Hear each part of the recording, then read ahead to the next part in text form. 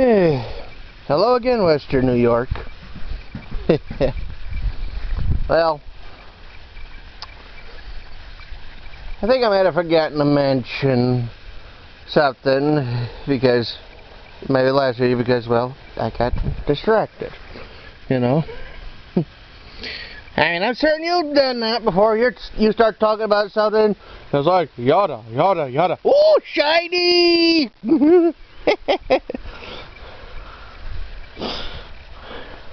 You know, that tends to happen to me, okay?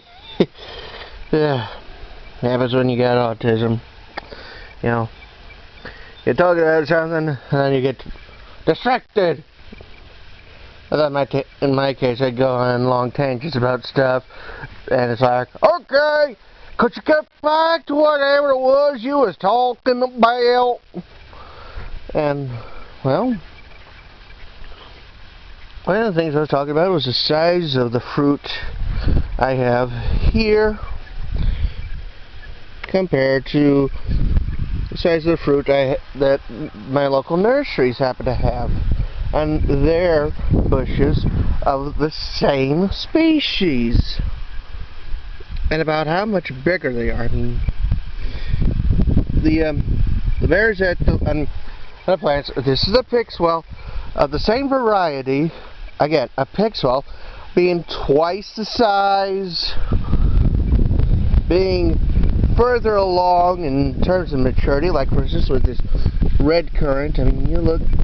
I mean, only a handful. I mean, it's like, look at this. I mean, these are tiny. And was at the nursery, are at least twice the size. The reason is most of your plants at a local nursery, what they do is they grow them in these polyurethane tunnels or greenhouses, for lack of a better word.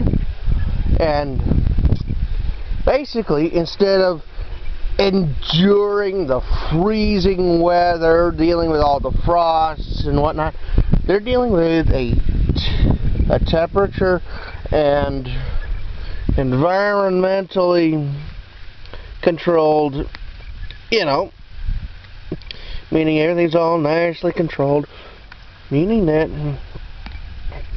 they can go into their flowering stages and whatnot a bit earlier, and that means that they can get pollinated a bit earlier.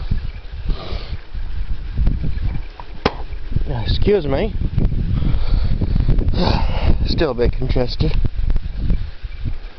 And what this means is you will get fruit, and this is happening with blueberries even. I mean, if I was to, with permission, go to my local nursery with my camera and show... Actually, if I was to look at... I think this one here's a Blu-ray. I mean, let's look at the flowers. I mean, these are nice. These are beautiful. On the same variety. Well, actually, probably the Duke. One would be the Duke, you know, would be, well, where... Wish I knew that this was... Well, this one here might be the later one, but it's either the Patriot or the Jersey, whichever one's earlier. This one right here, for instance, you know, he's got the nice flowers coming along. You know, they're doing nice, they're lovely. Same variety at a local nursery. It's pollinated. It's been pollinated. It's even developing fruit. You know, little green berries. I mean, they're about the size of a pea, maybe a little bit bigger, depending on the variety. Excuse me. Let me stand back up. And it's like, okay, why is this so early? And well, fact is, you know, they're in those polyurethane tunnels. you know, and it wasn't until they were in there until last month, which way they were, you know, dug up, put in pots, and take it to the local nursery and all that sort of stuff. Now, a word of advice. Let's say you buy one of these plants that has fruit on it. Do not, I repeat, do not plant it in the ground until the fruit has come, it has ripened, and it has been picked. Otherwise, the stress will cause it to the point, will cause the plant to go into a bit of a shock state, and there goes that first harvest. So, basically, if you buy a bush from the nursery, and I'm going to need to go through this and do some cutting and whatnot, which is inevitable. Basically, like I said, you buy a plant from a nursery, it's got fruit on it, developing. You wait until the fruit is completely ripe.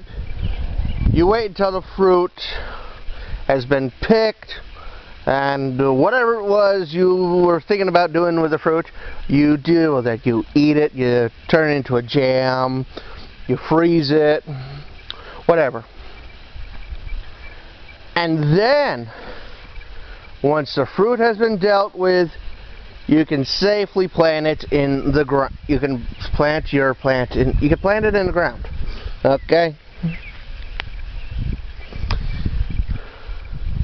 But not until then.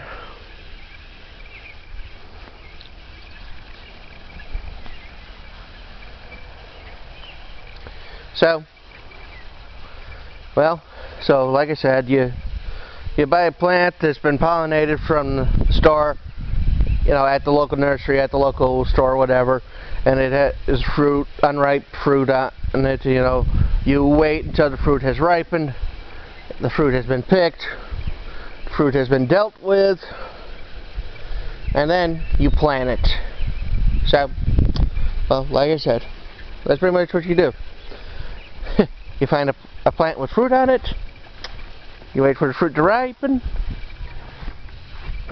you wait for the fruit to be picked, and then only then do you plant it in the ground. Well, this is Western New York,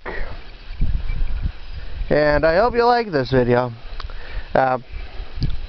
Please hit the like button, please subscribe, please post comments, and all of that other good stuff. And, Huh? Nah, not. Well, it's got a nice little flower coming. I might leave that alone, who knows. Well, like I said, hope you like what you're seeing. Goodbye.